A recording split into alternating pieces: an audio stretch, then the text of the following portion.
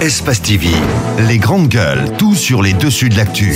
Ahmed Camara, Zachary Milimono, Roby, Mohamed Djibril Camara, Moussa Moïse Silla, Lamine Girassi forment les grandes gueules. Bienvenue chez les GG. En ce mercredi matin, 1h30, vous aider à mieux comprendre l'actualité. Eh bien, ça se passe aussi sur Espace TV tous les soirs, quand il est 22h30, juste après le 22h, pour votre plaisir, mesdames et messieurs. Vous avez la possibilité, évidemment, de réagir en direct dans cette émission via notre site internet, le www.espacefmguinée.info. Au pire, un autre numéro de téléphone, si vous êtes à l'international, ça marche avec les SMS, 00224 657 39 13 13. Au pire, GG au 8037. Si vous êtes abonné Orange, avec plaisir, nous allons essayer de prendre tout ça en compte. Bienvenue chez les GG. Ahmed Camara de retour, bonjour. Bonjour Lamine. Bonjour à vous, Tamba. Bonjour Lamine. Voilà, bonjour mon cher Roby. Bonjour. Voilà, bonjour mon cher Djibril. Bonjour. Allez, on s'intéresse à vous, Roby. Vous posez une question très intéressante ce matin. Eh bien, que deviennent les symboles de notre souveraineté, Roby? Oui, qu'est-ce qui se passe? On a remarqué que les symboles de la République, qui sont non seulement, je vais citer quelques-uns, le drapeau, n'est-ce pas, les gyrophares, on a les insignes, sont bafoués, les montées des couleurs sont bafouées. Ça, ce n'est pas un fait nouveau. Mais non, mais c'est pas Dis-moi un fait ce nouveau. qui se passe exactement. Qu'est-ce qui s'est passé? Ce qui se passe, c'est qu'il y en a marre dans ce pays. Voilà, tous les jours, il y en a marre. Il y en a marre dans ce pays que les dimanches, qu'on se rende compte que n'importe qui peut prendre des gyrophares pour diriger le cortège de son mariage dans la circulation. Je veux dire que ça, ce sont les symboles de la République, il faut les respecter. Même les militaires sont les symboles de la République, mais vous les voyez accrochés aux vitres des voitures à des mariages civils pour dégager la route. Je veux dire que tout ça, c'est mauvais. À la montée des couleurs, personne ne respecte même plus la montée des couleurs dans ce pays-là. Dans les écoles, dans les gendarmeries, devant les polices, etc. Ce sont les valeurs de la République, c'est l'éducation sociétale d'une République. Je veux dire que lorsque ces valeurs-là sont bafouées dans une République, je veux dire que l'autorité de l'État même est bafouée. On peut me dire que les gens peuvent avoir des drapeaux, mais personne, est-ce que tout le monde a le droit de se fabriquer son drapeau et d'en faire ce qu'il veut, d'en faire un accoutrement, d'en faire un usage de la rue? Je veux dire que dans un pays, c'est sérieux, c'est ça qui représente l'État, c'est ça qui représente l'image de notre République, il ne faut pas le bafouer. Voilà. Surtout les gyrophares. Tout le monde peut se payer un gyrophare à 50 000 francs guinéens ou à 100 000 francs. C'est dangereux, c'est mauvais. Remarquez que dans les mariages, les dimanches, sortez dans la rue, vous allez voir les motards qui sont de la garde républicaine, normalement, qui doivent diriger les cortèges du président de la République, des délégations officielles lorsqu'ils viennent ici. Mais ces gens-là sont dans tous les mariages à travers les rues de Conakry pour dégager les routes, sans parler de ces militaires qui se comportent de manière incivique dans la circulation. Voilà. C'est mauvais. Voilà, écoutez, il a dit, Djibril, on va s'intéresser à toi, mon cher ami. Pharmacie guinéenne, vous dites ce matin le constat d'une pratique désordonnée. C'est en bas plutôt, mon cher ami. Ah oui, il faut commencer par le dire. Mais vraiment, quoi. Ce que Roby dit est tellement important, Lamine, que j'ai envie de... Ça, c'est pas un fait nouveau. Non, mais pas toujours pas... Non, Lamine, je vais vous dire pourquoi. Là où nous sommes... Que ce soit pas nouveau pour qu'on puisse porter une correction. C'est justement parce que ça devient récurrent, ça devient embêtant, c'est une mauvaise image de la République, c'est pour ça qu'on en parle. C'est tellement grave que même si les GG en parlaient 365 jours l'année, ce ne serait pas abusif. Je vais vous dire une chose, j'ai vu des mariages où des personnes, à cause de leur notoriété, à cause de leur argent, se sont fait jouer l'hymne national. Le torse bombé, ils marchent pendant la procession et c'est l'hymne national qui joue. Est-ce que l'on sait ce que signifie un hymne national? C'est le symbole de notre souveraineté, c'est le symbole de notre liberté. Il y a eu de grandes personnes qui ont sacrifié leur vie. Il faut respecter ces symboles-là. On dit qu'il n'y a pas de civisme en Guinée, mais lorsque l'hymne national est bafoué, il y a de la musique aujourd'hui, même les petits-enfants n'ont pas peur de la montée des couleurs. On sait à notre époque, c'est vrai que je ne suis pas encore vieux, mais on sait à notre époque, mais c'est important de le dire. Pendant que j'étais à l'école primaire, et c'est pas Djibril qui me dira le contraire, alors que j'étais à l'école primaire, il fallait s'arrêter, même si tu n'étais pas concerné par la montée des couleurs. Il faut respecter cette République-là. C'est ce que nous avons, c'est notre identité. Allez, on va avancer. Remarquez que les enfants, à partir de 10 ans aujourd'hui, il y en a plein qui savent même pas chanter l'hymne national. On n'enseigne même plus en classe, ce sont les valeurs de la République. Il y en a plein qui savent même pas que notre couleur c'est le rouge et le vert. Il y a des drapeaux ici qui sont mélangés aux drapeaux maliens parce qu'on les a renversés, parce que tout le monde peut se permettre de se fabriquer un drapeau et d'en faire ce qu'il veut. Je veux dire que c'est dangereux. L'incivisme commence là. Merci beaucoup, Roby. Allez, Djibril, on y va avec vous. Décès de cette femme du côté de Donka. Des sanctions tombent finalement à la fin du compte. Est-ce qu'on peut se contenter seulement? Ahmed, vous avez suivi cette actualité? Je vais vous donner un petit peu la parole dans un instant là-dessus. Vous avez suivi cette actualité, mon cher Ahmed? Oui, je l'ai suivi à distance, mais j'étais vraiment choqué. Mais je ne suis pas surpris. Je ne suis pas surpris parce que de toutes les façons, ça se passe beaucoup de fois ici en Guinée. C'est clair que c'est ce message qu'on a relayé. Mais combien de femmes sont décédées dans ce genre de situation? Donc je pense que c'est des pratiques qui doivent cesser. Moi je pense tout simplement que nos dirigeants ne nous aiment pas. Quand ils sont malades, ils vont se soigner ailleurs, ils ont les moyens, ou ils vont dans les cliniques. Les populations, tant pis pour elles. Et voilà, c'est ce qui est arrivé à cette dame, à cette pauvre dame. Et je ne pense pas que... il ne faut pas que les petites têtes tombent comme le président l'avait fait quand il a dit que des têtes allaient tomber. Ce sont des plantons qui sont tombés. Cette fois-ci, il ne faudrait pas que ce soit seulement que ces médecins qui étaient de garde, mais même les responsables de l'hôpital. Les sanctions là, ce sont des brillants. Parce que ce n'est pas la première fois. Et quand vous les appelez, s'il vous plaît, quand vous les appelez, ils ne sont même pas prêts à vous répondre automatiquement ou à vous dire exactement ce qui s'est réellement passé. Ils veulent jeter le pont sur ceux qui sont là-bas. Mais il faut qu'ils expliquent aussi. Ceux qui sont là-bas, est-ce que les moyens qu'on doit mettre aussi à leur disposition pour faire face à ce genre de situation, est-ce que ces mêmes moyens sont mis à leur disposition? Pourquoi ces moyens ne sont pas mis à leur disposition? On nous fait croire à tout moment qu'on met les moyens à la disposition des hôpitaux pour venir en aide à ces femmes. Pourquoi on n'arrive pas à assister ces femmes? Où vont ces moyens? Très bonne question, Ahmed Camara. Allez, hier déjà, moi j'ai reçu un appel de quelques médecins, si vous voulez, en tout cas, qui voulaient réagir. On va voir un peu plus tard dans l'émission. Alors, la suite, mon grand, qu'est-ce qui s'est passé exactement? Qu'est-ce qui s'est passé? Moi, j'étais hier et avant-hier du côté de Donka. Et j'ai pu rencontrer la directrice générale de cet hôpital qui m'a orienté vers le chef du service gynécologie de la maternité de Donka. Et hier, je suis allé le rencontrer. Mais il faut d'abord, on va parler de ces sanctions. Justement. L'information principale, c'est que l'équipe de garde a été sanctionnée pour 6 semaines. 6 semaines. En attendant, non, attendez. Et vous me parlez de sanctions? Ahmed parlait tantôt. Je rappelle à Ahmed que la responsabilité, par principe, est individuelle. Oui, mais c'est pourquoi quand il y a un avion, qui fait crash, tout simplement, quand il y a un bateau qui chavire. Laisse-moi planter. On va discuter tout à l'heure. Pas forcément. Il y a, ça c'est par principe et c'est vérifiable partout. J'ai l'habitude de dire que la Guinée n'est pas sur un 6e continent. Non. Il faut savoir que cette équipe de garde a été sanctionnée pour 6 semaines. Il y a dans cette équipe Dr Karamo Talibé Kaba, qui est gynécologue obstétricien, assistant, Dr Mariam Diallo, docteur en médecine en cours de spécialisation, Madame Mariam Diallo, sage-femme stagiaire. Alors, ces 3 personnes ont été sanctionnées pour 6 semaines en raison d'une faute administrative et en attendant clarification des circonstances dans lesquelles est intervenu ce décès.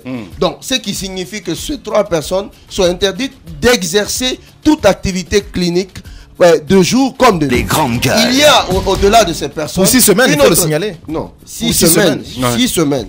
En attendant clarification. Et je rappelle qu'il y a une mission d'inspection du ministère de la Santé qui m'a trouvé sur place et qui est en train de travailler, qui est en train d'investiguer afin de situer les responsabilités. Au-delà de ces 3 personnes-là, il y a une autre sage-femme qui, à son tour, a été suspendue pour 3 mois pour faute administrative. Mais c'est important, au-delà de ces sanctions, de parler des faits. Il y a que cette dame, effectivement, précisons que la dame n'est pas morte parce qu'elle a accouché à même le sol. Elle est morte parce qu'elle a été victime d'une hémorragie. Et je précise... Elle a fait une hémorragie où ça? Les grandes gueules. Elle a été victime d'une hémorragie. Non, écoutez. Je précise. Non, moi j'ai parlé hier avec un spécialiste agrégé en gynécologie titulaire, s'il vous plaît. Qui enseigne dans beaucoup d'universités étrangères. Qu'est-ce qui a causé l'hémorragie? Je dis... Roby, s'il te plaît, vas-y. Généralement, le médecin me dit que 15% des hémorragies qui interviennent après l'accouchement sont imprévisibles. Et le cas échéant, les médecins disposent d'un certain nombre de moyens. Soit des moyens médicaux en donnant des médicaments à la femme qui saigne, ou des moyens chirurgicaux. C'est-à-dire, par exemple, palper. Cela n'explique pas. Quand il y a mort d'homme, c'est assez compliqué à la fin du jour. Au-delà de l'émotion, nous avons tous été choqués. J'ai pas dit le contraire. On n'est pas du tout l'émotion. À dire, attends, ce que tu donnes comme explication, à ce que je sache, c'est bien de rendre compte ce que tu as vu sur le terrain, mon grand. C'est très bien. Mais cela n'explique pas, si vous voulez, des excuses. À dire, il y a eu mort d'homme, mon grand. Je ne suis pas en train d'excuser. Non, d'ailleurs, c'est pas toi, Djibril. Le médecin-chef de ce service a reconnu que l'équipe a fauté.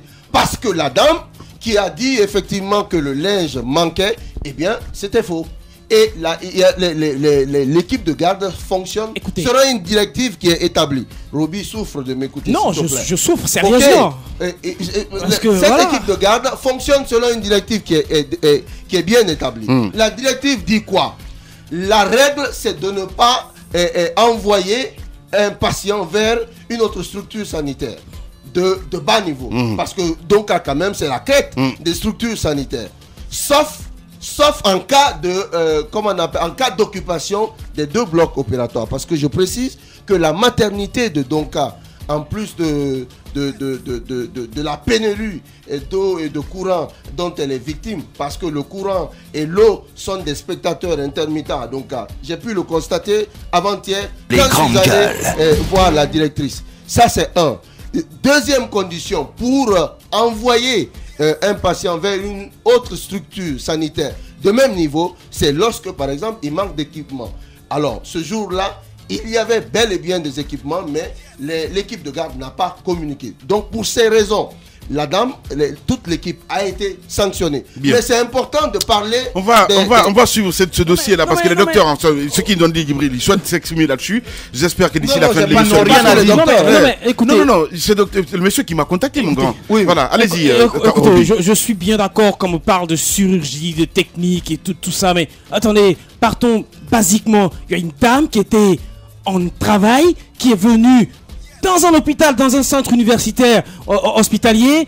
On l'a laissé mourir parce que tout simplement, on l'a pas mise dans les civières pour la conduire, pour s'occuper d'elle. Comme on parle d'hémorragie, etc. Qu'est-ce qui a causé l'hémorragie? L'hémorragie a été causée par l'accouchement. Et la dame, elle était dans un hôpital, on l'a fait balader dans une autre structure hospitalière. De là, on lui demande d'aller dans un centre de santé. On veut m'expliquer ça par des termes techniques, etc., laboratoire, etc. Je vous dis que c'est grave. D'ailleurs, 3 semaines, 1 mois, ce sont des brioches parce que là, c'est l'action judiciaire qui devait être déclenchée. Il y a eu mort d'homme, il y a eu non-assistance à personne en danger dans un centre hospitalier universitaire. On n'est pas en train de parler de centre de santé, on parle d'un centre hospitalier universitaire. Bien. Il faut le souligner. Merci beaucoup, Roby. Allez-y. Je commence par dire que souvent les accouchements s'accompagnent d'hémorragie, quel que soit le degré de l'hémorragie.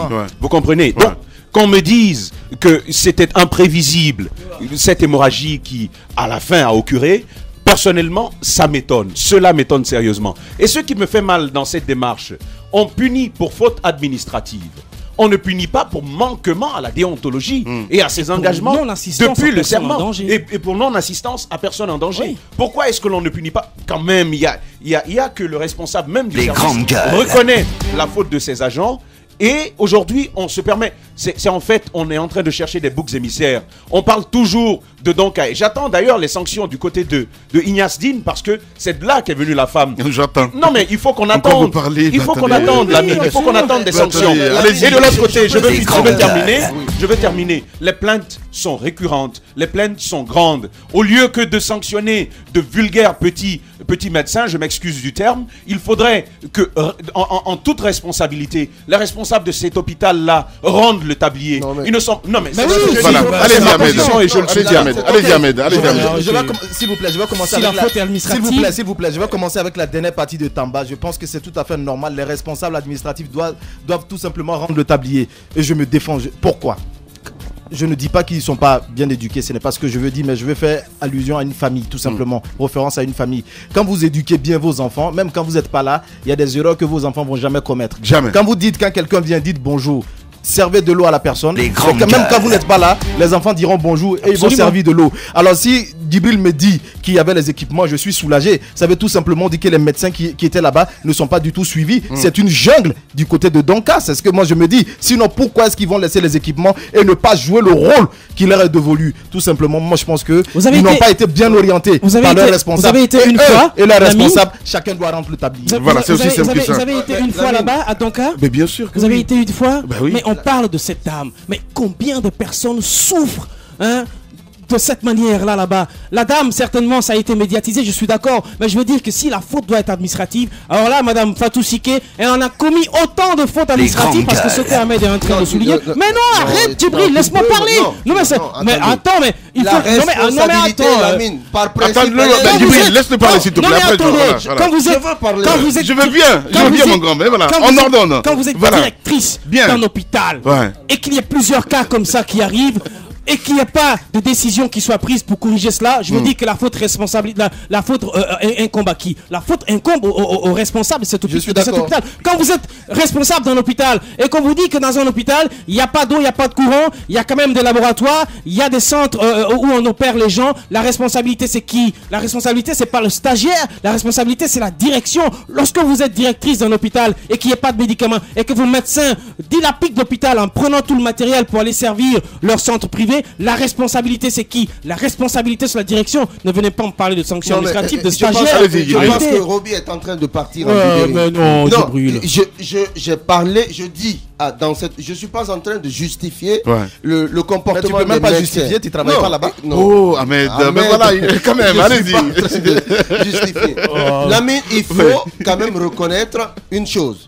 Il y a eu des manquements. Ça a été avéré, confirmé par le chef de service de la maternité, qui est quand même un grand médecin reconnu mondialement. Merci. Deuxième chose, il faut remarquer que ce service manque d'eau et d'électricité. Mais ça, c'est pas fait nouveau, mon grand Djibril. Attendez, et Roby oublie un facteur, c'est que le taux de mortalité est plus élevé. Je suis parfaitement d'accord avec Roby à dire que c'est à la direction, évidemment, de prendre des solutions. Et néonatal est plus élevé dans les situations d'évacuation et même d'urgence que dans les situations d'admission ordinaire. Ce qui veut dire, non, vous savez, la prise en charge de la grossesse est différente de la prise en charge de l'accouchement. Voilà. C'est pourquoi il est recommandé aux médecins, à partir du dernier trimestre, parce que la grossesse c'est 40 semaines, 3 jours, c'est pourquoi il est recommandé aux médecins qui suivent, n'est-ce pas, une grossesse, de recommander ou d'envoyer une femme enceinte vers des structures sanitaires spécialisées à partir du 7e mois. Merci beaucoup. Est-ce que cela a été fait? Merci, la question est posée. Voilà, allez, on va sortir là-dessus avec la pharmacie guinéenne. Vous avez des informations, le constat d'une pratique désordonnée, vous dites ce matin, Tamba. Totalement désordonné, c'est un désordre total et à mon avis qui est préjudiciable à la santé de tous les Guinéens. Qu'est-ce qui se passe? Voilà. Le secteur de la pharmacie est un secteur idéalement très réglementé. Oui. En Guinée, par exemple, il y a au-delà des textes ce qu'on appelle l'ordre national, comme en médecine, il y a l'ordre national des pharmaciens. Alors, pour vous admettre en tant que pharmacien, il faut avoir répondu à certaines exigences qui sont à la fois professionnelles et de déontologie. Alors, il y a tout cet arsenal juridico-institutionnel, il y a tout cet arsenal-là en République de Guinée, mais il y a quand même un constat assez alarmant que j'aimerais soulever ce matin. Aujourd'hui, dans le domaine des médicaments, il y a ce qu'on appelle la vente des produits. La vente des produits qui s'opère en détail dans les pharmacies, c'est ce qui est réglementaire. Et au niveau des grossistes, il y a des boutiques, si vous voulez, des magasins de vente des produits de la pharmacie. Mais le constat reste et demeure. Aujourd'hui, le ministère de la Santé octroie des agréments à des pharmacies, un ensemble d'agréments qui sont donnés comme ça dans le désordre. Vous allez voir qu'il y a la petite règle de la distance en matière de pharmacie. Une pharmacie ne peut pas être à 50 mètres d'une autre. Mais je vous donne des exemples. Tout en bas ici, du côté de Yimbaya, vous allez voir 2 pharmacies qui sont côte à côte, qui ne font même pas 100 mètres de distance. Du côté de Dixine, vous connaissez la grande pharmacie du docteur Maninze Collier. À côté, il y a 2 autres pharmacies qui sont en train de prendre place.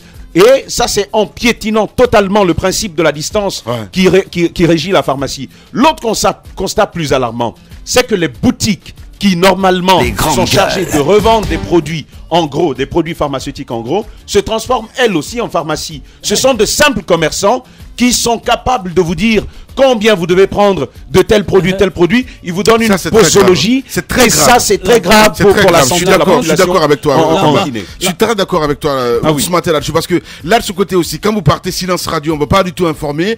Ben non, c'est secret, c'est top secret. Je ne sais pas où il y a le responsable. De toutes les façons, le responsable de la pharmacie centrale aujourd'hui, il faut le signaler, est quand même en train de mettre les bouchées parce que nous, on a mené une enquête autour de cela. Il faut signaler qu'il y a aujourd'hui des politiques qui sont mises en place, mais pour l'instant, nous attendons de voir un peu ce que tout cela va donner. Mais de toutes les façons, Tamba, je suis tout à fait d'accord avec lui. C'est la vérité. Et les histoires de pharmacie par terre et autres, je pense que ça devrait cesser. Descendez tout de suite en bas, dans la boutique, vous allez demander de lui prendre. Mais qu'est-ce qu'on va vous dire? On est deux. Et puis il y a une question qui se pose, c'est les conditions de conservation du médicament. Parce qu'il y a des médicaments qui, une fois exposés au soleil, perdent complètement leur efficacité. Alors là, je vais vous indiquer un coin et vous allez faire un tour. C'est en plein Madina, à côté de la mosquée qui est en plein marché de Madina. Ça pue, ça schlingue. Les grandes gueules. C'est des banques de médicaments illicites qui sont là. Alors, toute l'odeur nauséabonde qui est là, je vais vous dire que toutes les personnes qui ont les petites boutiques de vente de médicaments, etc., de gauche à droite,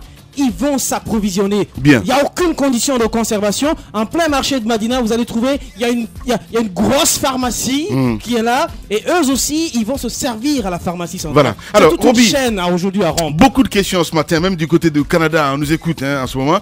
Eh bien, 3-4 auditeurs posent la question. Vous connaissez l'hymne national de la Guinée? Vous pouvez chanter par cœur? Ah oui. Ah ben non, mais si. Ah oui. Ah ben non, attendez. Ben oui. Ben oui. On y va? On y va avec l'hymne national de la Guinée. Allons-y. Ensemble. Ah ben oui. Non, c'est vous qui avez évoqué. On y va, l'hymne national de la Guinée en direct. Allez-y. Allez, Tamba, on y va. Peuple d'Afrique, le passé historique que chante l'hymne de la Guinée jeune, illustre épopée de nos frères, morts au champ d'honneur, en libérant l'Afrique.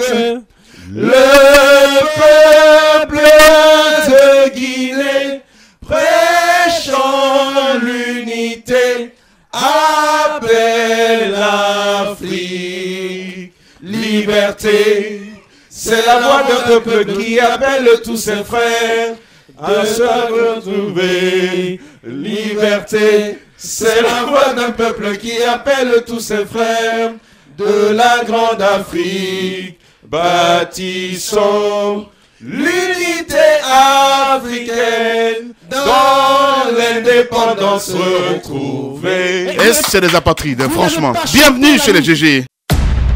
Politiciens véreux, fonctionnaires corrompus, promoteurs immobiliers voyous, justice passive. La Guinée devient-elle mafieuse? Les grandes gueules d'Adafo Média ne lavent pas plus blanc, mais vous permettent de défendre votre pays en vous informant. Avec les grandes gueules d'Adafo Média, dénoncez les turpitudes, nous garantissons le secret des sources. Envoyez vos documents à espacefmguinée.info, rubrique Contact. Les grandes gueules d'Adafo Média ou le socle de la liberté d'expression en Guinée. 9h, 10h30 sur Radio Espace Guinée, retrouvez les grandes gueules ou le débat citoyen sur la radio d'opinion. Savoir et comprendre l'actualité. Voilà, mesdames et messieurs, merci de nous rejoindre dans cette émission Les GG. Vous qui nous regardez du côté de Ouagadougou, bienvenue.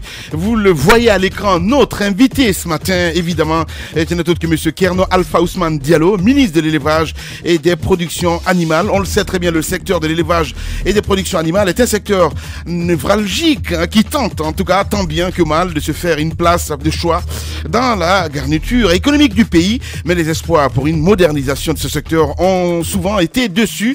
La faute à des difficultés d'ordre conjoncturel et surtout à un manque de volonté politique devant cette équation difficile. Comment s'y prendre pour faire de l'élevage le point de mire des secteurs en progression? C'est la grosse question que Mohamed Djibril Camara pose ce matin.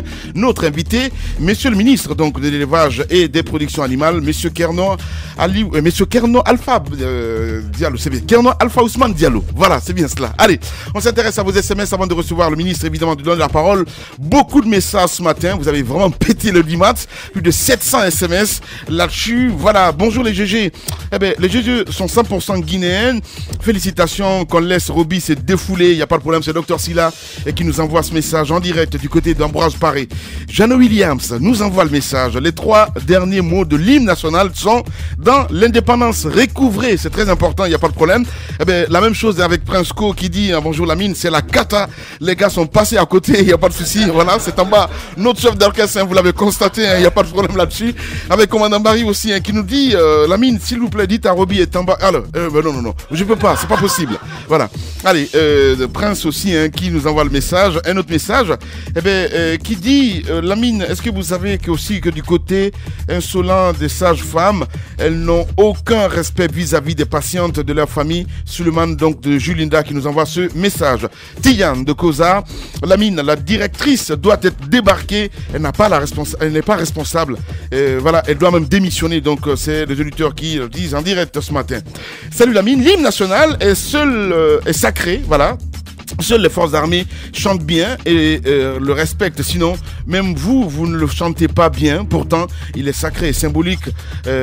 Voilà, pour tous les citoyens. C'est Mamadou Diana Kaba qui nous envoie donc ces messages en direct. Là, Junior Condé qui réagit ce matin dans cette émission. Rien à dire ce matin. Roby est en bas. Vulgariser l'hymne national, au contraire, est un acte civique. Aller aux States pour voir le drapeau partout, même dans les restos. Sur Facebook aussi. Je peux pas lire tous les messages. Un peu plus tard, d'ici la fin de l'émission, je vais essayer de faire un saut sur le site de la radio. Monsieur le ministre avec nous dans ce studio. Monsieur le ministre, bonjour et bienvenue chez vous. Allez, le micro. Bonjour. Vous êtes dans les grandes gueules. On sait que vous venez de prendre part au salon de l'élevage à Paris. L'agriculture. C'est bien le salon de l'agriculture. Voilà, à Paris. Dites-nous en quoi a consisté cette participation de la. Oui, mais d'abord, avant de parler de la participation, Lamine a dit bien évidemment qu'on nous regarde du côté du Burkina. Tout de suite, je pense qu'il a fait un véritable clin d'œil parce que le Burkina peut nous donner une vraie leçon en matière d'élevage surtout. Parce que ça coûte pas cher. Manger la viande en Guinée, c'est le luxe. Que monsieur le ministre nous dise d'abord, avant d'aller au salon de l'agriculture, comment ça se porte en Guinée, le secteur de l'élevage. Très bien. Allez, quel est le diagnostic que vous faites du secteur de l'élevage? Merci. Votre spécialité, c'est de poser tous les questions en même temps. À vous embrouiller celui qui répond. Mais avant de tenter de répondre à vos questions, je voudrais d'abord vous féliciter pour avoir chanté l'hymne national, bien qu'il y a des erreurs dessus. C'est notre chef d'orchestre. Demain, on va faire mieux. Il y a un qui chantait faux, et vous avez, c'est l'indépendance recouvrée. Voilà. L'autre dit retrouvée. Mais c'est déjà une bonne initiative. Vous savez, attendez, Roby, quand même. Monsieur le ministre, vous pouvez chanter l'hymne national, s'il vous plaît? Et voilà, vous allez oui, on y va là-dessus. Mais non, je ne suis pas venu pour chanter, vous l'avez déjà chanté.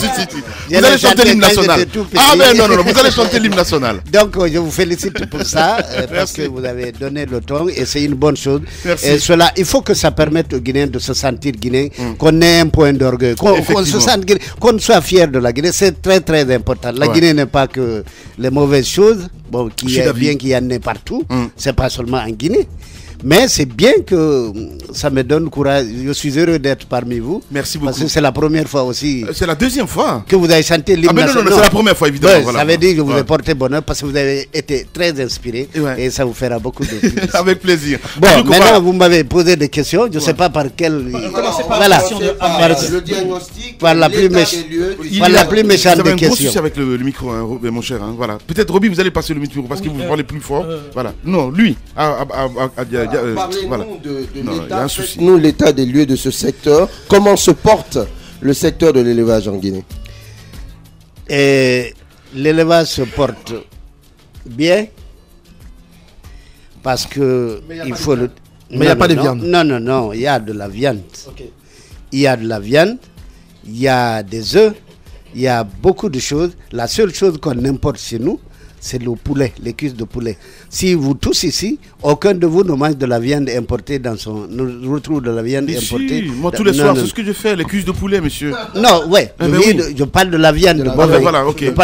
Mais le seul problème qu'on a, on a suffisamment de viande, on a suffisamment d'œufs, Le seul problème qu'on a, c'est l'importation de poulet de chair. Ça, je suis d'accord avec vous qu'on l'importe, mais ça veut dire que la production locale suffit. Vous allez me parler de prix. Je suis désolé, le prix, c'est une entreprise. L'élevage guinéen, c'est un secteur, c'est une pratique privée. Ce sont eux qui fixent leur prix. Ce n'est pas le ministère de l'élevage. Et cela, je crois que s'il faut parler de prix, s'il vous plaît, l'État joue son rôle régalien d'encadrer, parce qu'on a deux principaux axes, s'il vous plaît, vous permettez. Allez-y, monsieur. Deux principaux axes, c'est d'accompagner l'élevage extensif qui existe, l'élevage tel qu'il est, et ensuite faire en sorte, en deuxième axe, faire en sorte de faire développer l'élevage intensif conformément à la volonté, à la politique du président. Tout à l'heure, il y a l'un de vous qui disait qu'il n'y a pas de politique. Non, il y a une volonté politique. Le président, en recevant les éleveurs en 2012, au cas de Bellevue, a bien dit qu'il veut moderniser l'élevage. Et cela sous-entend qu'on accompagne ce qui existe, c'est-à-dire dans l'état actuel des choses, l'élevage traditionnel, parce qu'on ne peut pas se lever du jour au lendemain dire qu'on change tout, et parallèlement à cela, développer l'élevage intensif. Cela sous-entend, il faut, et cela se passe au niveau de l'aviculture, on a suffisamment d'œufs, on a suffisamment de fermes, c'est vrai, ça ne couvre pas toute la Guinée, mais c'est un début, c'est un commencement, il y a un début à tout, et ça avance. C'est dans ce but, dans ce ordre d'idée que j'ai été participé au salon, à Paris, au salon de l'agriculture. Bon, là-bas, ils appellent agriculture, mais quand on dit agriculture, ça sous-entend l'élevage. Parce que la grande vedette là-dedans, c'est le côté élevage, parce que c'est très, très, très important. Donc, je suis allé à Paris pour essayer de participer au salon de l'agriculture, c'est pour tirer l'expérience et voir comment ça se passe, pas forcément en France, parce qu'il y a un grand écart entre nous, mais il y a beaucoup de pays qui ont exposé, il y a beaucoup de pays qui ont participé, et cela permet d'échanger d'expérience. Et cela aussi m'a permis de m'entretenir avec certains privés, de faire venir des investisseurs, les faire venir en Guinée, et faire en sorte qu'on développe les filières d'élevage. Voilà, alors monsieur le ministre, Djibril a posé une question, en tout cas dans l'introduction de lancement, si vous voulez, du sujet, c'est de savoir la modernisation, en tout cas, de ce secteur, parce qu'on sait très bien, avant vous, il y a eu d'autres ministres qui sont passés, Mokhtar Diallo, NFD, évidemment, entre autres, on voit ce qui se passe du côté de Kagbélé. Aujourd'hui, en fait, concrètement, qu'est-ce qui se passe exactement? Parce que on parle, mais sur le terrain, c'est pas vérifié. Là, il y a un gros souci. Quelles sont vos difficultés aujourd'hui pour que vraiment ce secteur puisse bouger? Vous avez parlé de l'historique. Vous voulez que je vous relate l'historique de on est déjà venu là-dessus. Voilà. Mais vous avez parlé de Kabylie. On est en train de construire un abattoir moderne de 250 têtes. Mais ça fait combien de temps on nous parle de ça? Ça fait beaucoup de temps parce que les choses... Mais moi, écoutez, moi j'ai été nommé en janvier 2012. Ça fait un an. 2015. Non, pas 2012. 2014. 2014. 2014. Je suis perturbé par les erreurs que vous avez faites dans l'hymne national. Non. Roby, laissez-le nous donner des attendez, je termine. Non, attendez. Voilà. Donc, c'est en 2014 que j'ai été nommé ministre de l'élevage. J'ai trouvé que c'était qu'une clôture qui a été faite. J'ai réussi jusque-là. Nous avons réussi avec l'équipe qui est avec moi, le ministère. On est à 80% de la construction de l'abattoir. Si c'était l'épidémie d'Ebola, on aurait évidemment, il faut en parler, évidemment. Donc je vous explique pourquoi. C'est pas un fourre-tout. C'est qu'il y a eu Ebola, on était avancé, mais à un moment donné, tous les partenaires, parce que c'est pas que des Guinéens qui construisent, ils ont quitté le pays. Et on ne peut pas installer des appareils aussi modernes sans que des experts, ceux qui donc pour l'instant, le projet est en stand-by. Les grandes gueules. Actuellement, je vous dis, on est à 80%. On a presque terminé le génie civil. Et il y a une mission comprenant l'entrepreneur et les services techniques du ministère de l'élevage qui doit se rendre en Turquie et en Belgique pour voir assister à l'embarquement des installations de la chaîne d'abattage. Et cela avance. Et parallèlement à cela, nous avons suivi toute la procédure, c'est-à-dire chercher et identifier des parcs d'attente, parce qu'il ne suffit pas de faire un abattoir et se retrouver comme ce qui se passe à Koléa. Ça, c'est un projet parmi tant. C'est important de faire. On a identifié des espaces, des parcs d'attente, un à Kouria, l'autre vers Dubreka, vous comprenez pourquoi, parce que c'est là les deux axes d'accès à l'abattoir. Donc les animaux sont livrés là en attente et on va prendre seulement ceux qu'on abat le jour en question à l'heure qu'il faut. Et à partir de là, il y aura des camions qui vont les transporter, amener à Kabele. Il y a des parcs d'attente là aussi. Tout le système, vous ferez visiter quand on sera à l'inauguration. Et ensuite, à partir de là, on fera transporter la viande dans des boucheries communales que nous sommes en train de construire. Donc tout ça après 2015. Pourquoi après 2015? D'ici là, des questions factuelles se posent. Vous parlez tout à l'heure de l'abattoir de Koléa qui est vraiment... il y a énormément de problèmes, question hygiène, là, ça c'est ma première question. Qu'est-ce qui est fait? Il y a beaucoup d'autres abattoirs aussi qui sont dans les mêmes conditions, ça c'est ma première question. Deuxième question, vous parliez tout à l'heure d'abondance. Ça m'étonne parce que l'abondance crée forcément le moindre coût et crée obligatoirement la consommation élargie. Moi, je mange pas de viande tous les jours. Pendant ce temps, vous parlez d'abondance. Non, mais pas du tout. Non, mais pas du tout. On mange plutôt du bonga. On mange du bonga. Mais c'est une question de choix. Moi, par exemple, je mange du poisson. Non, mais non. Ce que je veux dire, ma question est précise, monsieur le ministre. C'est possible, il est végétarien. Pas du tout. Je suis pas végétarien. La question est précise. C'est un fameux carnivore. La question est précise, monsieur le ministre. Parle d'abondance de viande. D'accord? L'abondance de viande. C'est une réalité. Mais non, attendez. C'est pas une réalité.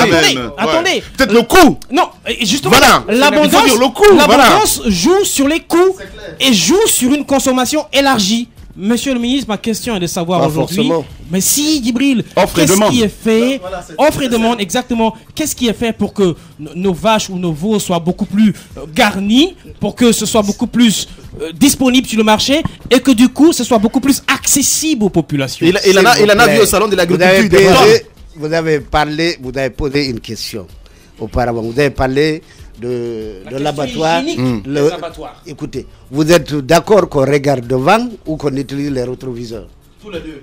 Allez-y. Non. Je fonce. On va aller de l'avant. Allez-y. On va aller de l'avant. Ouais. Je ne vais pas aller me mettre à mettre de la peinture à Koléa, colmater, sortir l'argent. Attendez, s'il vous plaît, j'exige l'hygiène. Mais pour moi, mon objectif, c'est de construire un abattoir moderne à Kabele. En attendant, les autres s'il vous plaît, c'est pas qu'il soit sale. On fait des efforts pour ça, mais il ne faut pas s'attaquer aux problèmes qu'on ne peut pas régler. Si je me mets à dire que je vais rénover ou renouveler, repeindre et mettre une couche de peinture à Koléa, ça ne sert à rien. Il faut construire la bataille. S'il vous plaît, c'est une politique, c'est un choix qui est fait. Et je crois que c'est bon. Vous pouvez penser que c'est pas bon. Tout à l'heure, vous dites qu'il n'y a pas de viande. Non, il y a de la viande, vous allez n'importe où. Vous allez me dire qu'il y a peut-être des problèmes de salubrité. Là, je suis d'accord, je vous le concède. Moi-même, ça me choque. Ça me choque qu'on transporte la viande dans des taxis, qu'on transporte la viande, qu'on mette la viande, qu'on accroche la viande à la portée des mouches. C'est quand vous venez payer votre kilo de viande qu'un gamin qui dormait à côté se lève et chasse les mouches. Ça, c'est révoltant. Ça me révolte, ça. Et c'est pourquoi j'ai prévu de faire des boucheries, 9 boucheries dans la capitale Conakry. Avec chose. Et cela, on est déjà 4. Qu'est-ce qui retarde ça? C'est parce que trouver un terrain à Conakry, c'est tout un problème. S'il vous plaît, c'est pas... Laissez-le continuer, Roby. Laissez-moi continuer. Allez-y. C'est ça le problème. Allez-y. Là, je ne me laisserai pas faire. Voilà. Le problème, c'est que il n'y a pas que Conakry. D'abord, pour Conakry et les environs d'Ubreka et Koya, il y a 9 boucheries. Ça, on a le financement, on va le faire. Mais le problème auquel on est confronté, par exemple, quand je vois à Dixine, j'ai demandé au maire de Dixine ou à la délégation spéciale avec le gouverneur, on m'a montré Kenyan. Mais Kenyan, on va faire le traitement. Les marailleuses disent non, pas ici. On a construit une boucherie à Caporo. Vous avez vu, une des télés a montré ça. On a construit, on était au chaînage. Il y a des gens, des loupards qui sont venus casser. venu casser et on est actuellement à la justice parce qu'on nous a donné des terrains apparemment qui n'étaient pas. La même chose à Kaloum, on me dit carrément il n'y a pas d'espace. Où est-ce que je vais mettre la boucherie? Mais par contre à Dubreka, on a entamé, à Koya on va le faire et dans le truc 9 boucheries pour Conakry. Maintenant à l'intérieur, un abattoir par petite taille par région administrative et ça va être fait. Mais tout ne se fera pas d'une minute à l'autre. Il faut de l'argent, il faut du temps et il faut des habitudes. Il faut vaincre certaines habitudes. J'ai beaucoup de difficultés à faire comprendre aux gens que la fin, c'est pas à Koléa, mais la même chose, on peut faire à Kabele. Mais voilà. Il faut qu'on avance. Il faut qu'on avance, voilà. C'est ce qui n'embête pas, ce qui n'empêche pas, évidemment, monsieur le ministre, de faire. Et j'insiste qu'il y a la viande. Le diagnostic, c'est important. Le prix est élevé, voilà. Mais il y a la viande. Vous allez dans n'importe quel carrefour ici, vous trouvez des gigots, des carcasses de viande. Je suis désolé que ça soit dans un état qui ne soit pas, mais on va changer cela absolument parce qu'on va faire des boucheries et des points de distribution. On dira à chacun ce que tu dois faire, voilà le gabarit que tu dois faire. Parce que pourquoi il n'y a pas de normes dans ce sens, monsieur le ministre? Il y a des normes. Mais non, il y a un aveu que vous avez fait ce matin. Moi, je trouve ça courageux à dire oui, je suis d'accord avec vous quand vous partez acheter de la viande, vous trouvez des. C'est vrai. C'est un aveu, c'est bien, monsieur le ministre. Mais concrètement, au niveau de votre département, qu'est-ce que vous faites dans ce sens pour dire, par exemple, c'est interdit désormais de faire ceci, de faire cela? Je vais vous dire ce que nous allons faire. Oui. Nous avons l'abattoir qui va être construit. Non, nous aurons des oublions ces abattoirs-là. Monsieur le ministre, non. Déjà, ceux qui sont sur place. C'est une question. Actuellement, les gens abattent les animaux n'importe où.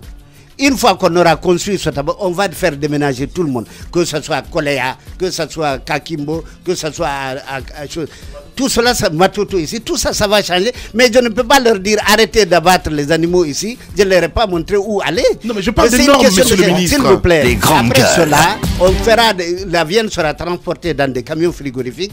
On les enverra dans les boucheries communales. Et c'est là-bas que les détaillants iront se ravitailler. Et à ces détaillants, on a déjà la maquette d'une boucherie, d'une petite boucherie où on repartit la viande avec des petits frigos, c'est réfrigéré. Ça va être fait. Bien. Mais c'est pas du jour au lendemain. Allez, on a compris. Allez-y, Thomas. Voilà, le ministre le dit assez bien, c'est une histoire de choix stratégique qui se rit bien des exigences de santé liées à la consommation de la viande en République de Guinée. Absolument. À mon avis, c'est déplorable. Monsieur le ministre, vous convenez avec moi que même la viande obéit à la règle de l'offre et de la demande. Mais dans votre accompagnement des éleveurs en République de Guinée, vous parlez d'intensification. En parlant d'intensification, vous parlez aussi professionnalisation. Et dites-nous, qu'est-ce qui est en train d'être fait par rapport à ça, justement, pour qualifier les éleveurs en vue d'un meilleur produit? Je vous l'ai dit, il y a deux axes, deux principaux axes. Il y a un élevage élevage qu'on pratique actuellement, traditionnel. L'extensif traditionnel qui nous pose beaucoup de problèmes. Ça a des conséquences sur les conflits que vous connaissez, éleveurs-agriculteurs, on en parlera tout à l'heure. Il y a cela. Mais ceci, on les accompagne, le gouvernement les accompagne en jouant ce rôle régalé, c'est-à-dire faire la vaccination, les faire en groupement, les associer, parce que c'est plus facile, et les aider à lutter contre un autre problème, un autre fléau, le vol de bétail. C'est tout ça qu'on est en train de faire. Mais parallèlement à cela, nous sommes en train nous avons un programme de développement, de modernisation et d'intensification de l'élevage parce que ça ne peut pas continuer. On peut pas... Sur quels axes? C'est important d'être précis là-dessus. Le ministre, vous dites vous-même vous accompagnez au règlement de conflits, mais à travers quel programme? Dans le cadre de l'intensification également, qu'est-ce qui est fait basiquement à l'intérieur de votre programme? Quelles sont les actions que l'on peut voir? Si vous me laissez faire, je vous le dis. Mais sortons des généralités, s'il vous plaît. C'est pas des généralités.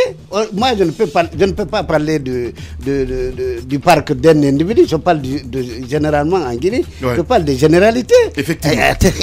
Je ne parle que des généralités. Je ne vais pas aller dans un quartier et dire voilà, c'est comme ça que tel monsieur Ba ou monsieur Milimono. Voilà. Comment vous élevez? Moi, je parle de règles générales. Voilà. Mais qu'est-ce qu'il faut pour intensifier et moderniser l'élevage? Voilà, il connaît très bien le secteur, monsieur Milimono. Ne vous inquiétez pas, il est de la forêt aussi, hein, monsieur le ministre. Allez, Kerno Aliou Ousmane Diallo, monsieur Kerno Alpha Ousmane Diallo, ministre de l'élevage et des productions animales. Kerno Alpha Ousmane, voilà, c'est pas ça? Kerno Ousmane Diallo. Voilà. C'est Djibril qui nous a. Voilà, il est ministre de l'élevage. Donc, notre invité ce matin, les GG, on va revenir dans un instant. On continue à envoyer des messages. On s'intéresse à vous dans un instant. Les grandes gueules. Tout sur les dessous de l'actu. Ici, l'actu rime avec liberté de ton sur Radio Espace. 9h, 10h30 sur Radio Espace Guinée, retrouvez les grandes gueules ou le débat citoyen sur la radio d'opinion. Savoir et comprendre l'actualité.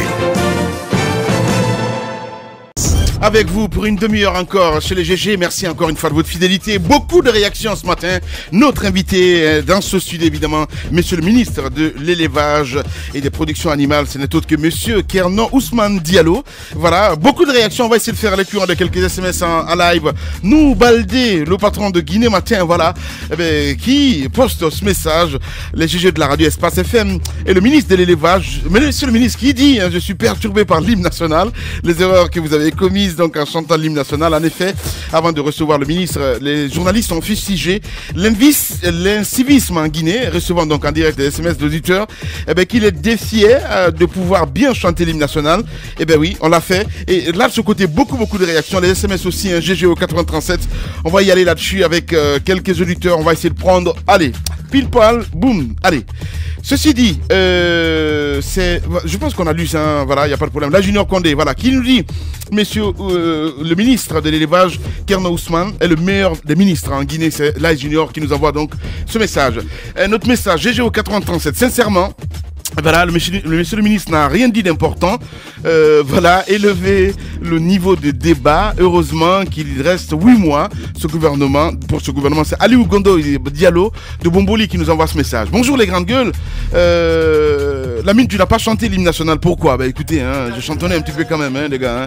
Voilà, bonjour Lamine, c'est Kaké de CB. A l'impression que nos ministres sont en train, leur code, je ne comprends pas ce qu'il veut dire, ce monsieur.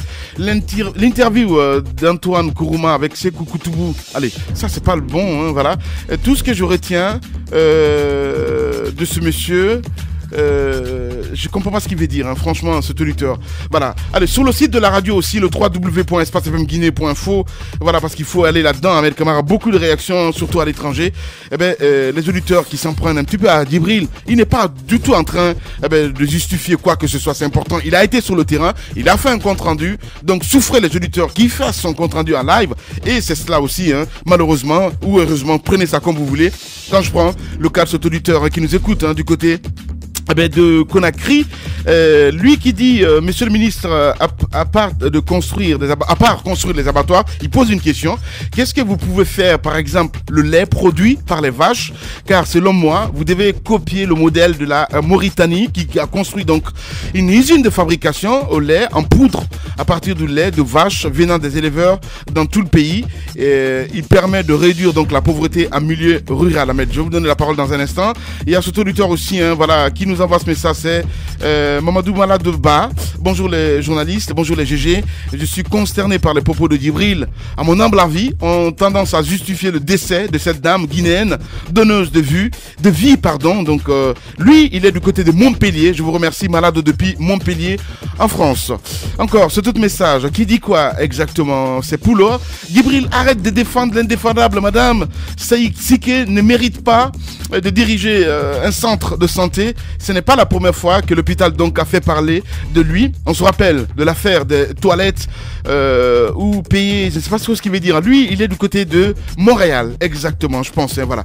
Allez, Ahmed, on a écouté les auditeurs. Beaucoup de réactions, mais je peux pas lire tout. Bien évidemment, on a écouté les auditeurs. Alors, monsieur le ministre, si vous êtes rendu au salon de l'agriculture, c'est que, comme vous l'avez dit, c'était pour avoir non seulement de l'expérience, mais voir également les collaborations éventuelles que vous pouvez avoir avec d'autres, non seulement éleveurs éleveurs de ce côté. Alors, finalement, la race qu'on a, il y a un auditeur qui parlait tout de suite de lait, il parlait d'usine. Est-ce que la race aujourd'hui qu'on a, vous avez également une politique pour améliorer cette race, et quelle est la politique exactement que vous avez dans ce domaine? Et je vous remercie. L'auditeur qui parlait tout à l'heure, il a raison. Et on doit s'inspirer de l'expérience des autres, et c'est ce que nous sommes en train de faire. C'est ce qui fait que je suis parti voir le salon. Mais vous savez, la première des choses, c'est vrai, nous avons une race Ndama ici qui produit très peu de lait, 1 litre maximum par jour et par vache. Ça ne nourrit pas son propriétaire. Mais il y a quand même des efforts qui ont été faits. Il y a des groupements de femmes qui font du yaourt, qui font du lait. Et ça se fait à Gawal, ça se fait à Dingré. Il y a des laiteries un peu partout. Mais c'est vrai, c'est à petite échelle.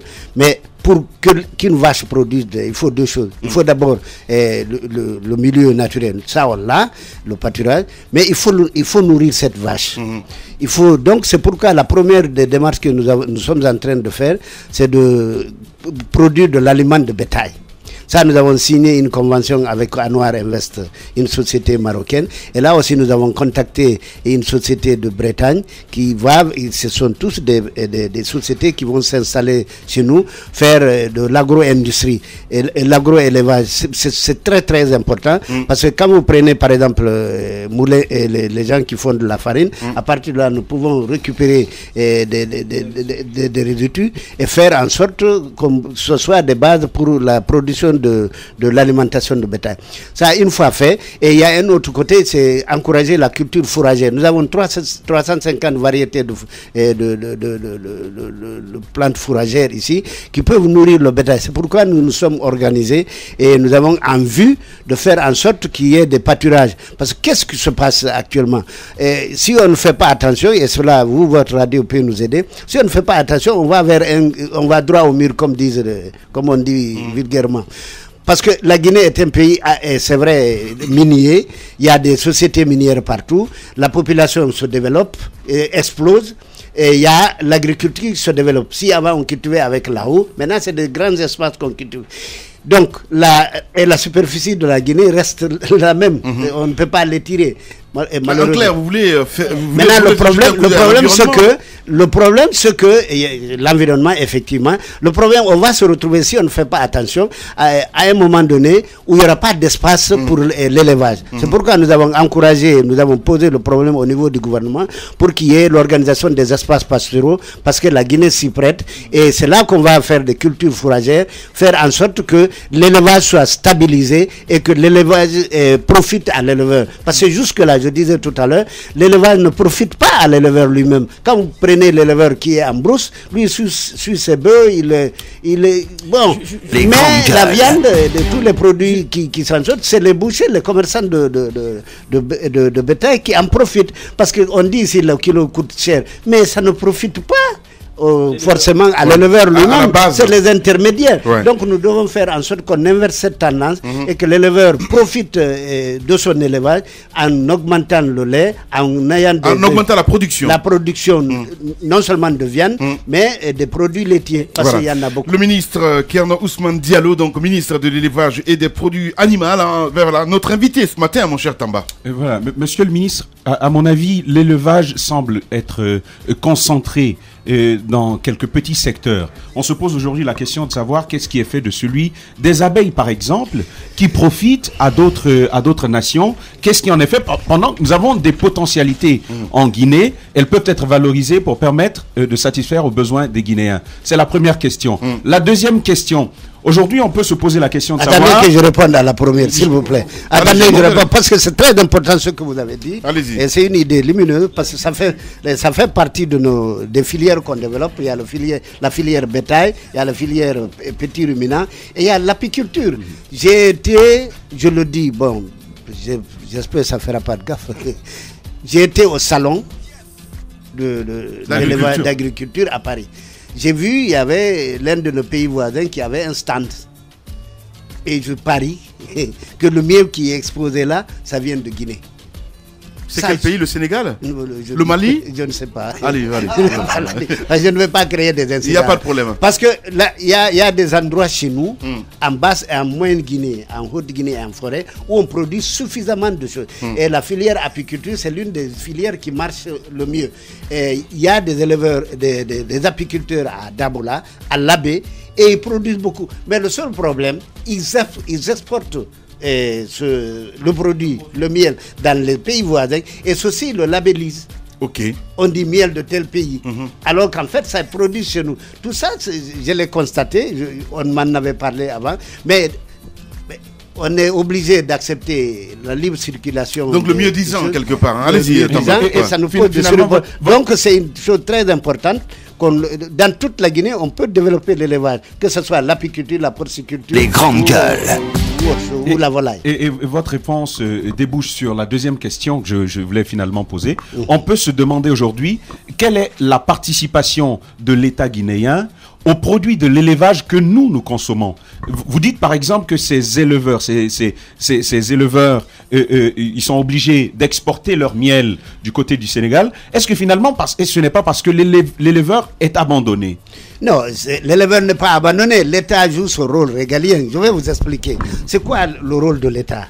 C'est d'encadrer. Faire en sorte qu'on... oui, le téléphone. Il y a un téléphone qui sonne dans le studio, je ne sais pas trop. Voilà, allez-y. C'est d'encadrer les éleveurs, à les organiser en groupement, ce que nous sommes en train de faire, et faire en sorte d'apporter, de lutter contre les maladies, les épidémies, et que ce soit au niveau local ou transfrontalier. Voilà. Ça, c'est le rôle de l'État. Ouais. C'est ce que nous sommes en train de faire. Et assurer la formation des gens. Comment faire? Et ça, nous avons des centres de formation à Boké, à Beila et à Labé. Et ceci, c'est leur vocation. On le fait mine de rien. Parce que vous parlez de centres de formation. Mais maintenant, vous avez dit... Non, il y a quand même... Monsieur le ministre... Justement, vous avez parlé tout à l'heure de l'export. Qu'est-ce qu'on fait s'ils sont obligés? Ben, c'est la loi de l'offre et de la demande. S'ils vendent du miel au Sénégal, par exemple, ça leur rapporte mieux.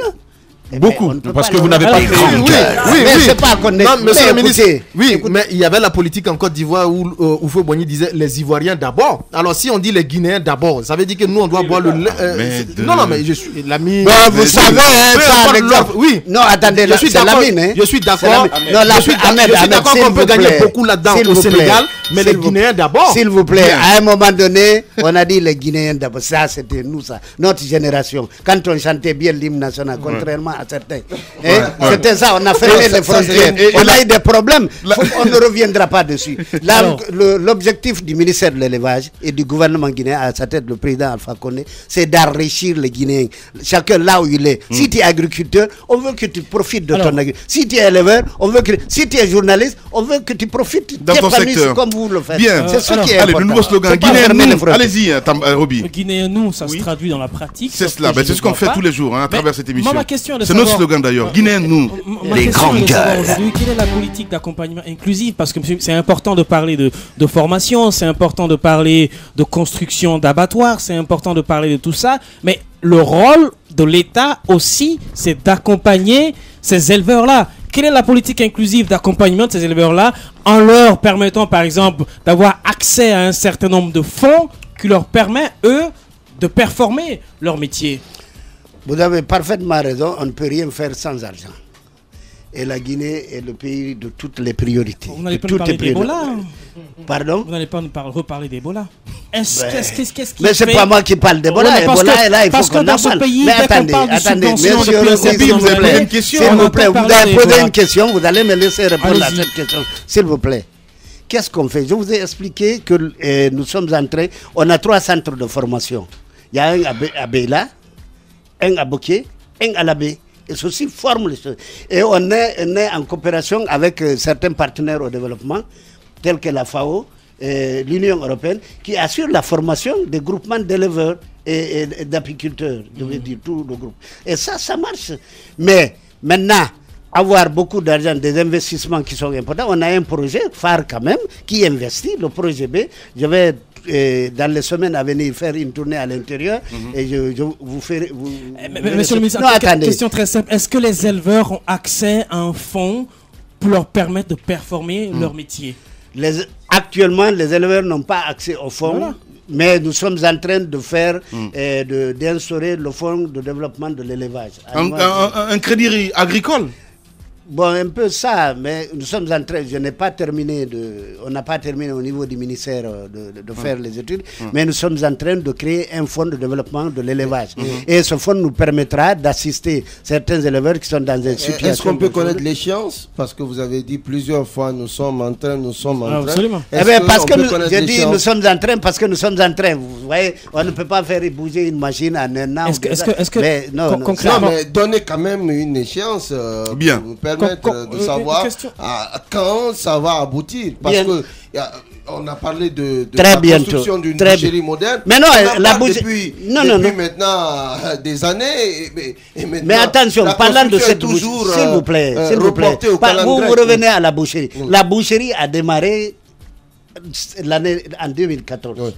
Avant, ce n'était que des intentions. On a posé une pierre et ça a été la dernière. Mais attendez, j'ai l'impression, monsieur le c'est ministre, quand que vous faites une déclaration que, en fait... Non, c'est pas de déclaration. C'est un catalogue de bonnes intentions. Nous sommes en train, on a envie de savoir qu'est-ce qui va être fait. Le problème, c'est que il y a beaucoup de choses qui sont faites, mais l'élevage ne se fait pas à Conakry. Et je crains que vous ne soyez localisé qu'à Conakry ici et vous ne voyez pas ce qui se passe ailleurs. Les éleveurs eux-mêmes, ils savent qu'il y a de gros efforts. Les grandes gueules. Parce que chaque fois qu'il y a un problème, l'État joue sa partition. C'est vrai, il n'y a pas beaucoup d'argent qui est investi en faveur des éleveurs spécifiques, mais il y a des institutions qui sont faites et qui font que l'élevage se développe. Voilà, le ministre de l'élevage, donc notre invité ce matin, monsieur Kerno Ousmane Diallo. Nous allons passer à cette petite rubrique. Les grandes gueules, la minute, oui ou non. Un feu roulant de questions avec une seule réponse possible, oui ou non. Langue de bois, s'abstenir.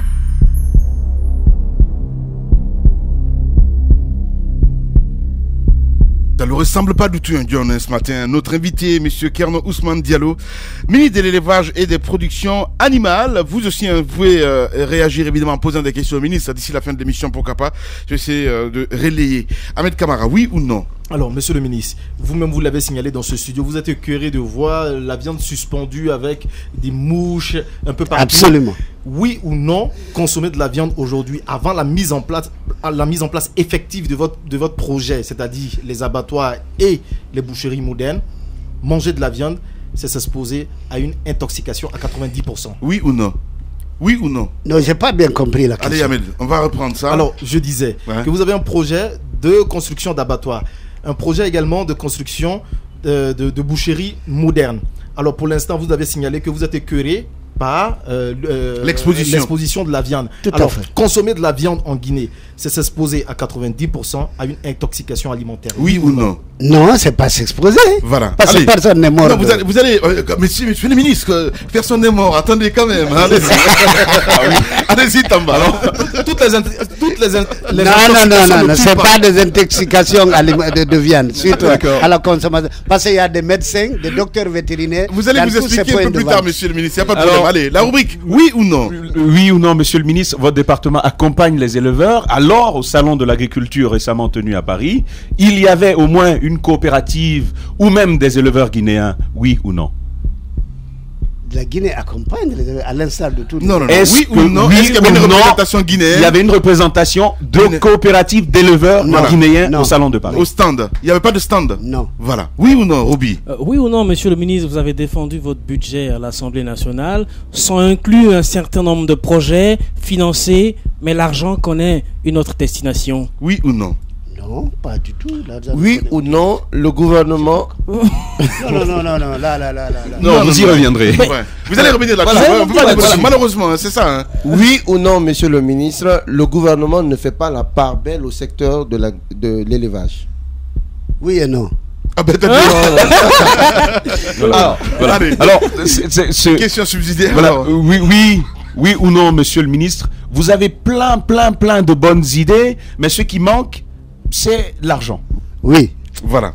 Monsieur le ministre, beaucoup de caméras dans ce studio. Vous êtes sur Espace TV, évidemment. Tous les soirs, à partir de 22h30, vous avez accès à cette émission. Vous êtes du côté du Sénégal, vous êtes à Forêt-Caria. Merci à vous qui nous regardez du côté de Koubia. Et voilà. Monsieur le ministre, vous allez fixer cette caméra. Évidemment, vous parlez au peuple de Guinée, qui vous regarde en ce moment du côté de Zérékoré, pourquoi pas. Allez-y, Ahmed, quelque chose à rajouter? Je veux dire tout simplement qu'on n'a pas beaucoup parlé des cuisses. Aujourd'hui, les Guinéens, les Guinéens ont de gros ventres, les Guinéens sont obèses, on n'en parle pas assez. Pourtant, on doit en parler. Voilà, allez, Ahmed. On mange gras. Monsieur le ministre, à la parole. Allez-y, monsieur le ministre, allez-y. Mon Dieu. Ouais, c'est vrai, tout à l'heure, Ahmed a soulevé un problème réel. C'est le problème d'importation de cuisses, de dinde ou de poulet. Ça, franchement, c'est un problème. Et c'est pourquoi nous nous battons pour qu'il y ait un élevage intensif. Et les opérateurs économiques comprennent qu'il faut absolument qu'on fasse. On a actuellement des couveuses parce qu'avant on importait les poulets d'un jour pour développer pour la production non seulement de la chair mais surtout des poussins. Bon, donc notre objectif c'est de faire en sorte que le Guinéen mange ce qui est sain, et la meilleure alimentation pour c'est la production locale, parce que là on est sûr ce qu'on met on retrouve dans l'assiette, c'est évident.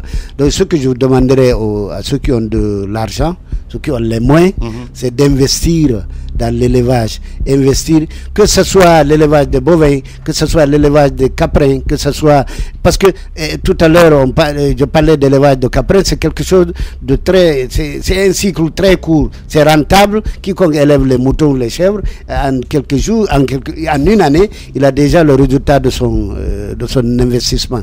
Donc ce que je demande aux Guinéens, c'est de faire en sorte d'avoir confiance et d'investir dans l'élevage. L'élevage, ça représente 30% des occupations du développement rural. Donc personne d'entre nous ici ne peut aller prendre un repas sans qu'il y ait un sous-produit de l'élevage dans ce qu'il mange. Donc j'invite tout le monde à développer l'élevage et à pratiquer l'élevage en Guinée. Qu'est-ce qu'on n'a pas dit, monsieur le ministre? Qu'est-ce qu'on n'a pas dit? Ouais. Ben, beaucoup de choses. Ce qui vous tenait à cœur qu'on en parle? Ce que me tient à cœur, je ne sais pas, dans le cadre de l'élevage. Mais bien sûr, dans le cadre de votre département. Il se peut qu'on a survolé un certain secteur. Ce qui me tient à cœur, c'est de faire comprendre aux Guinéens que la première des choses, il faut se sentir Guinéen et dans sa peau. Ne pas dire que la Guinée c'est ça, on critique trop, on passe tout le temps à critiquer, à se plaindre, et pendant ce temps on ne fait rien. Ouais. C'est très grave. Il manque de civisme. On se plaint par exemple que Conakry est sale, que partout c'est sale, mais c'est nous-mêmes qui salissons. On dit que la viande est chère, parce que c'est ce que j'ai entendu le plus ici, et c'est sous forme de reproche.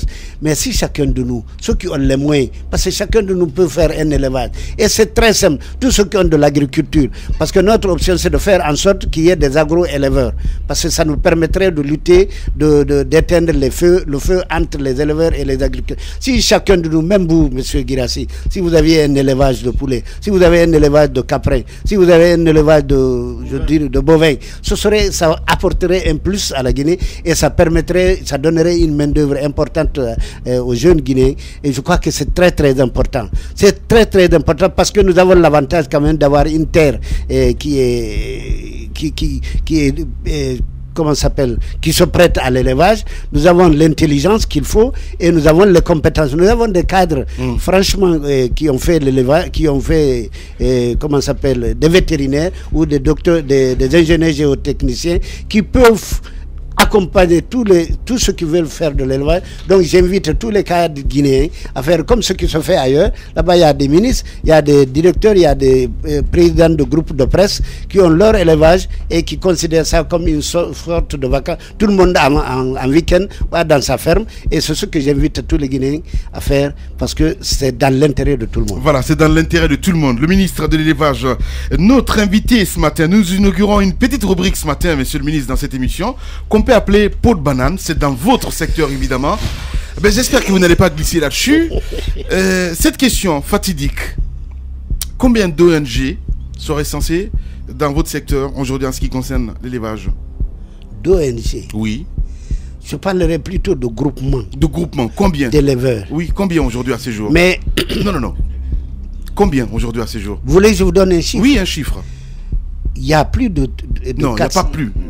Non, je ne peux pas vous dire, parce que dans toutes les... Non, attendez, ça c'est peau de banane, vraiment. Voilà. Ça, pour une peau, c'est une bonne peau. Voilà. Mais dans toutes les sous-préfectures...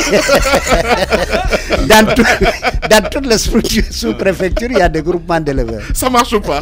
Peau de banane, Roby. Peau de banane, ne glissez pas, monsieur le ministre. Aujourd'hui, à combien se chiffre le pourcentage d'éleveurs en Guinée? Combien de pourcents? Peau de banane. Ne glissez pas.